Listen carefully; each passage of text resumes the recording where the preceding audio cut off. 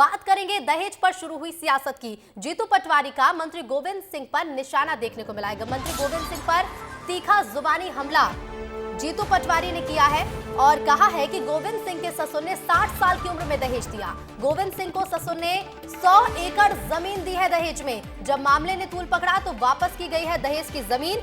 ये आरोप लगाए हैं जीतू पटवारी ने और साथ ही उन्होंने ये भी कहा कि ससुर के पास 50 एकड़ से ज्यादा जमीन नहीं थी। तो देखिए, दहेज वार अब मध्य प्रदेश की सियासत में शुरू हो चुकी है और जीतू पटवारी ने मंत्री गोविंद सिंह राजपूत पर एक बड़ा निशाना साधा है। सुन लीजिए। राजपूत 60 साल की उम्र में उनके ससुर ने उनको 100 एकड़ जमीन दान दे दी। 60 साल में दहेज आया काका, 60 साल में। फिर पब्लिक डोमेन में ये बात आई, पत्रकारों ने उठाई तो वो जमीन वापस ससुर को दे दी। अब आईटी के लोग जांच कर रहे हैं। मतलब इनका कैसा अनोख, ससुर के पास जिंदगी में कभी 50 एकड़ से ऊपर जमीन ही नहीं थी।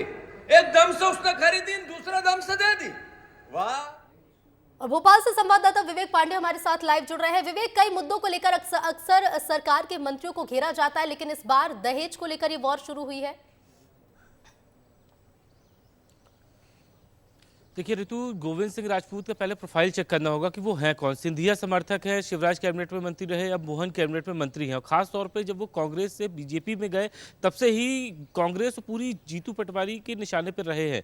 और अब जब जमीन का मसला निकल के आया है, जीतू पटवारी ने ये आरोप लगाया गोविंद सिंह राजपूत पर कि उनको दहेज पर 60 साल की उम्र में दहेज मिला, वो भी दान में जमीन मिली ससुर की तरफ से, जबकि ससुर के पास 50 एकड़ ही जमीन थी, लेकिन 100 एकड़ जमीन दी गई। जब मामला तूल पकड़ा तो उसके बाद गोविंद सिंह राजपूत ने वापस ससुर को जमीन दे दी। अब जब सवाल उठ रहे हैं जमीनों को लेकर, तो सागर में इकलौते मंत्री गोविंद सिंह राजपूत नहीं है जो जमीनों के मामले में उलझे हैं।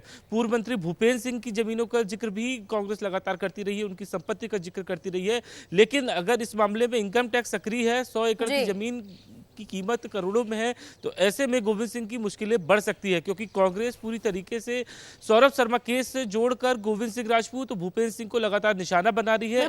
सौरभ शर्मा केस से लगातार सरकार के मंत्रियों को जोड़ा गया है, कई नेताओं को जोड़ा गया है और अब देखना होगा कि दहेज पर शुरू हुई ये सियासत कहां तक पहुंचेगी और इसका जवाब मंत्री गोविंद सिंह राजपूत कैसे देते। फिलहाल शुक्रिया।